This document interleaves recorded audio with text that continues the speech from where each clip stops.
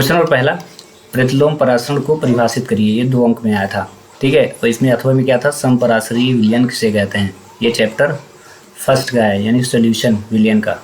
Second देखें, Faraday का विद्युत अपघटन का प्रथम नियम लिखिए। वहीं इसका अथवा था कि बैटरी की परिभाषित करना है, यानी बैटरी को परिभाषित करना है तथा इसके प्रकारों का वर्णन करना है, समझाना है, ठीक है। 2 अंक में आएगा तो सिर्फ 2 ही डिटेल से डेफिनेशन देनी है। बैटरी को परिभाषित करके इनके प्रकारों का नाम बस लिख दीजिएगा। आपको बता दें कि सभी क्वेश्चन सन 2026 के हाफ ईयरली पेपर में आए थे, ठीक है। उन्हीं की टॉप मोस्ट क्वेश्चन को मैंने लेक्चर ग्रुप में बनाया, जिससे आप इन क्वेश्चनों को पढ़ के आप 2027 में जो आप पेपर जो ही बच्चे देने वाले हैं, प्रिपरेशन अभी से शुरू कर दें, ठीक है। इनके क्वेश्चन के आंसर भी अपलोड करेंगे, लेकिन इस लेक्चर के बाद। तो तीसरा क्वेश्चन देखें, क्रोमियम एवं कॉपर का अपवादित इलेक्ट्रॉनिक कॉन्फ़िगरेशन बताने हैं, यानी विन्यास। वहीं संक्रमण तत्व किसे कहते हैं, कि 2 मुख्य विशेषताएं आपको बतलाना है।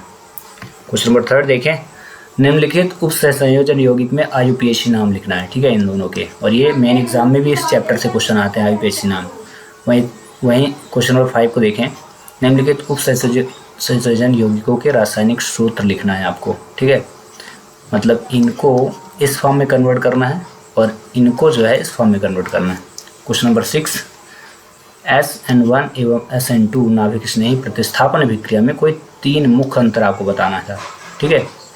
या अथवा में अभिक्रियाओं के मुख्य उत्पाद लिखना है, ठीक है। क्वेश्चन नंबर 7, किसी विद्युत अपघटन विलयन की चालकता तन्यता बढ़ाने पर क्यों घट जाती है, स्पष्ट बताना है आपको। वहीं अथवा में आया था कि अर्धचालक किसे कहते हैं, उदाहरण सहित आपको समझाना है। क्वेश्चन नंबर 8, उप सहसंयोजन यौगिक में बंधन समवैधता लिंकेज आइसोमेरिज्म को उदाहरण से परिभाषित करना है। वहीं लिगेंड किसे कहते हैं, वेरी इंपॉर्टेंट क्वेश्चन, लिगेंड बहुत ज़्यादा इंपॉर्टेंट है, ठीक है। अक्सर एग्जाम में पूछता है और उदाहरण देना है। इसके एग्जाम्पल में, लिगेंड के एग्जाम्पल से काफ़ी ऑब्जेक्टिव क्वेश्चन बन चुके हैं, जो अक्सर एग्जाम में पूछते हैं। मेन पेपर जब भी होता है तो यहाँ से क्वेश्चन एक आता है। विलयन की मोलरता एवं मोललता को समझाना है, साथ ही साथ इसके 3 मुख्य अंतर लिखना है। कभी कोई समझाना आ जाता है, कभी 3 अंतर। 3 अंतर का मतलब यह है कि 3 अंक में क्वेश्चन आया था। आदर्श विलयन अनादर्श विलयन में अंतर स्पष्ट करिए। क्वेश्चन नंबर 10, संक्रमण तत्व यानी डी ब्लॉक एलिमेंट्स की 3 विशेषताएं बतानी है आपको। वहीं पोटेशियम परमैंगनेट KMnO4 के कोई 3 महत्वपूर्ण उपयोग लिखना था, यह अथवा में था। क्वेश्चन नंबर 11, द्विक लवण तथा संकुल जटिल लवण में कोई 3 मुख्य अंतर आपको लिखना था। वहीं वर्णन के उप सहसंयोजन सिद्धांत के कोई 3 मुख्य बिंदु अथवा में पूछा गया था। सभी जो भी ये क्वेश्चन है सब मोस्ट इंपॉर्टेंट क्वेश्चन है, ठीक है।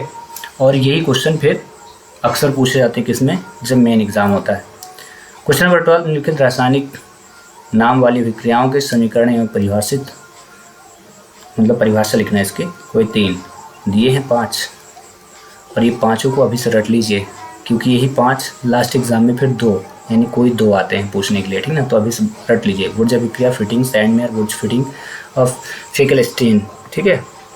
क्वेश्चन नंबर 13, कोलरास का नियम क्या है, इसके कोई 2 प्रमुख अनुप्रयोग लिखना है। वहीं धातु के संक्रमण की परिभाषा, इसका विद्युत रासायनिक सिद्धांत और इसके बचाव के 2 उपयोग लिखना है। ये संक्रमण नहीं, संचारण है, ठीक है। ये निष्प्रिंट है। धातु के संचरण की परिभाषा, ये संचारित किसे कहते हैं।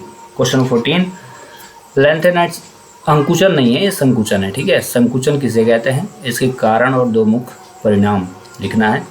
और अथवा में आया था कि संक्रमण धातु अनुचुंबकीय होती हैं, रीजन बताना है। और संक्रमण धातु परिवर्तित संयोजकता दर्शाती हैं, ऐसा क्यों होता है, ये भी, ठीक है। और लास्ट क्वेश्चन क्या आया था पेपर में, कि मोलल क्वथनांक उन्नयन स्थिरांक की परिभाषा लिखिए तथा विलयन के अणुभार से इसका संबंध सूत्र स्थापित करना है। चैप्टर फर्स्ट का था विलयन का। और वहीं एक न्यूमेरिकल क्वेश्चन आया था, बेंजीन का क्वथनांक दिया 353.2 केल्विन। 1.80 ग्राम के एक अवाष्पशील विलेय को 90 ग्राम बेंजीन में घोलने पर विलयन का क्वथनांक बढ़कर इतना हो जाता है।